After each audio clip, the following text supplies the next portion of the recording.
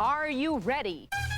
This is Entertainment Tonight, the most watched entertainment news program in the world.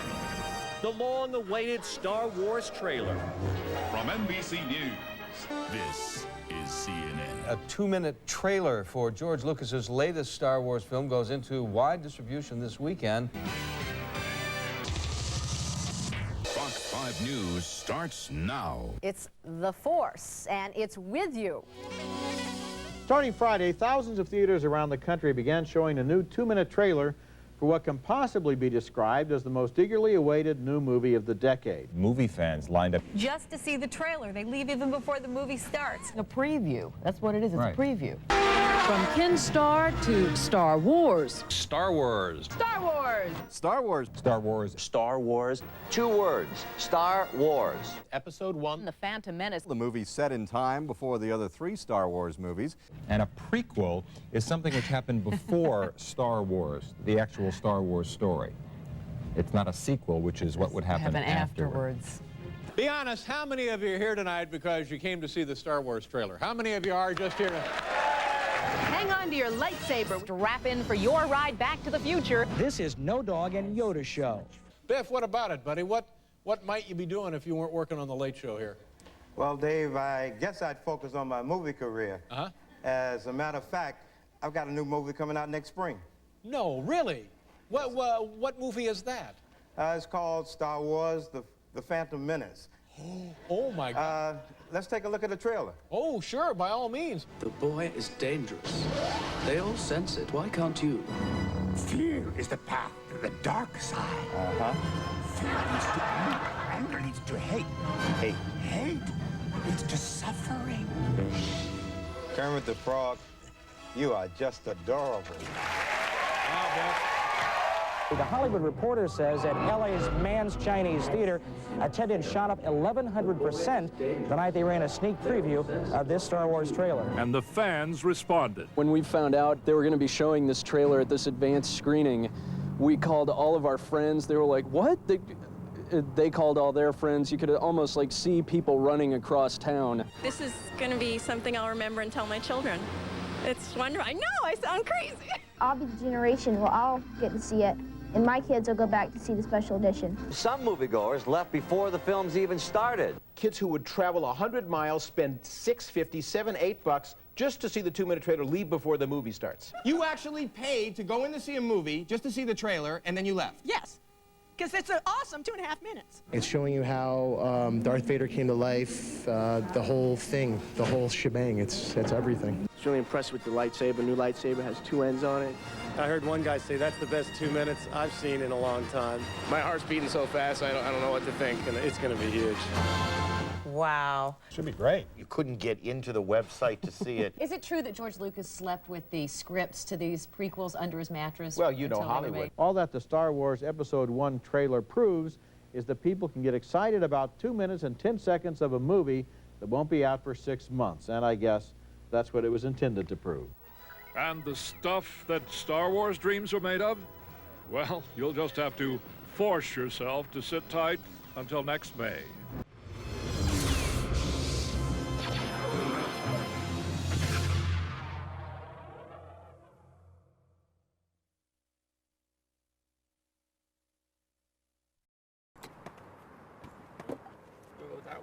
This is the 1st of November, 1994.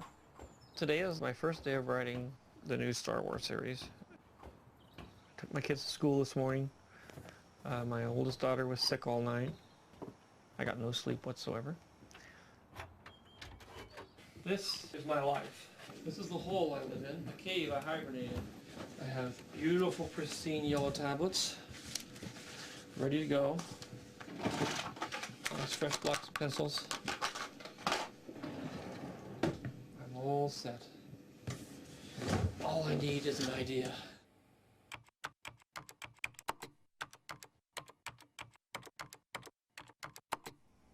The original notes and the original outline are, I don't know, 15 pages. And this whole early part was written to set up the films that were made. I had to sort of figure out who everybody was, where they came from, how they got to be where they were, and what the dynamic relationships were between everybody. There is drama inherent in it because there is a lot of betrayal and a lot of things like that going on. but a lot of the subtleties of the story and the intricate weaving of themes and everything hasn't really been done at all. I have an idea for a character, and usually the character begins, if the character doesn't come alive and accept its role, then it metamorphosizes into something else or another kind of character. Or, you can take the various drafts of Star Wars, you can find the central characters. They always exist. They have given different names, they are given different sizes, shapes, ages and stuff, but the core of the character is still there and growing. It's just trying to find the right persona to carry forward that personality. This book was put together when I was, actually I was writing, I think I wrote graffiti in this book actually. I wrote graffiti and all the Star Wars in this book.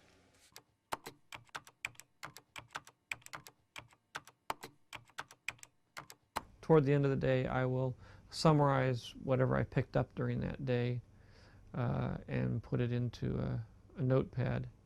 I will also spend a small amount of time, an hour, probably at the most, working on an outline of scenes which I'm putting together, which ultimately will have approximately 50 scenes per movie. So I have to basically come up with 150 scenes. But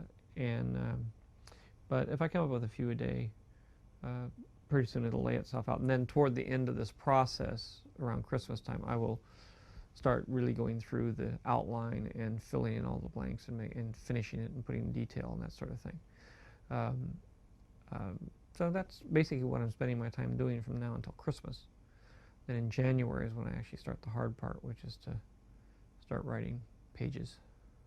I think about the scenes all the time, and they come in a mosaic, and then eventually all the pieces come together. And then there'll be some missing ones, and then I have to sort of sit down and really work hard to get from point A to point B.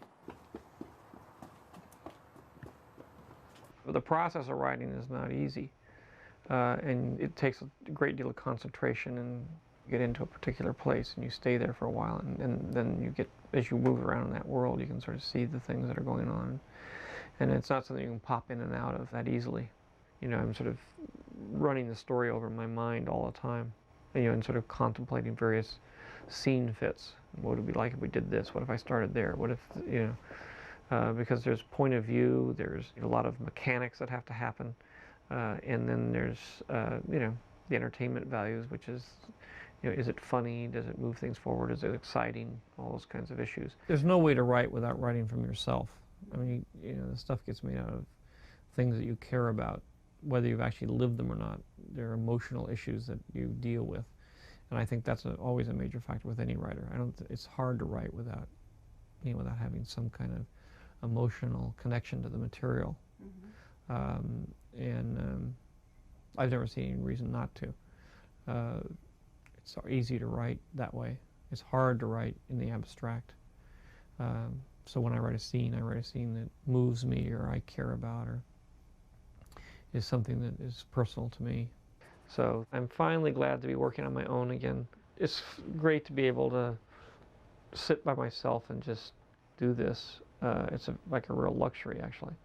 And, I don't feel a lot of pressure. It's kind of fun. I mean, I'm getting to do a lot of research, which I love to do, and I'm getting a chance to think. Things are quiet. It's very contemplative, and it's a great change from where I've been.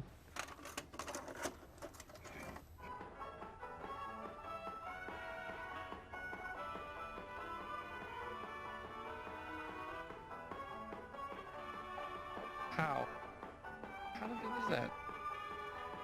Doing the Star Wars films is, every time you do one, it's like a new adventure. It's like running the Indy 500 every year. I mean, just every time you do it, even no matter how many times you've done it, it's the same challenge.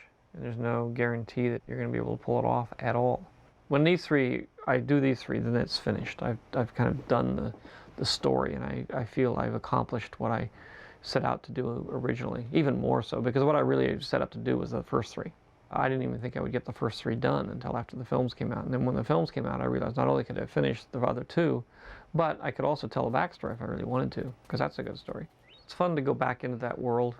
I get to do a lot of things now that I couldn't do before, which is going to be exciting in terms of writing and stuff. I can create things that weren't possible to create before. I was always, and I will be on this, but I've always been sort of at the limit of what is possible in terms of storytelling. Things have advanced so far in the last 20 years in terms of your ability to portray things on the screen that were just literally impossible before, and then very difficult in terms of cost. It's always a limiting factor.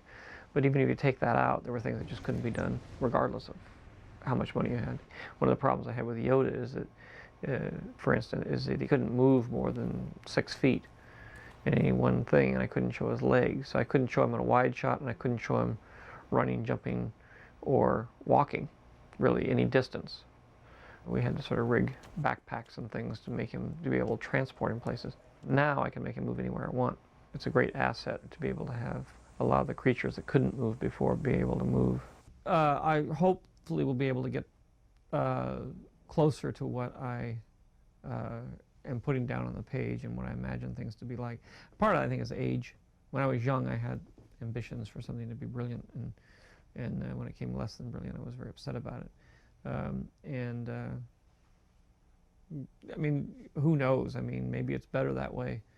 The things that have come out that came out exactly the way I wanted them to come out have not been very successful.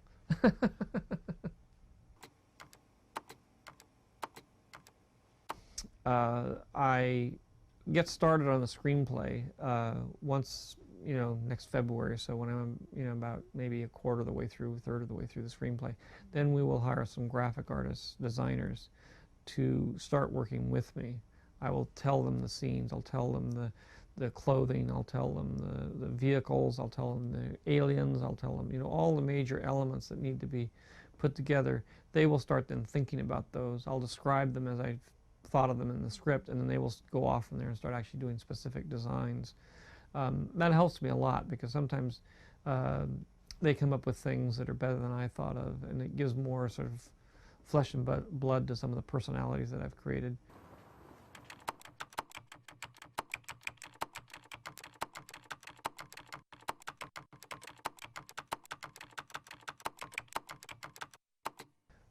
The fact that it's so anticipated allows me the freedom to sort of be creative in the way I'd like to be creative and not have to worry about what people think, because on one level I'm going to get slaughtered no matter what I do, and on the other level, some people will like it. But after you make a lot of movies, you understand that whatever you do, you're going to get trashed on one side, and some people are going to love it.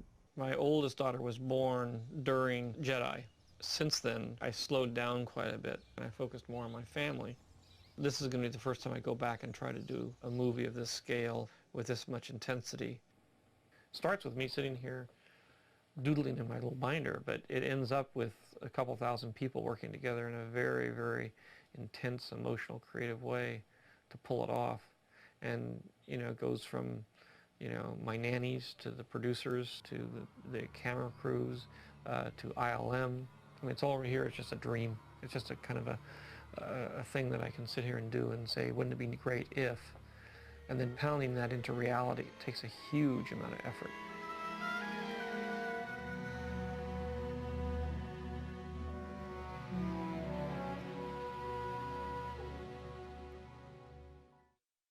Your many, many fans, and there are many avid fans, as you know, of the Star Wars trilogy, are wondering about the next 3 films, and why is it taking so long? Why does it take so long, and how long will it take? Well, I'm working on the next 3 films, and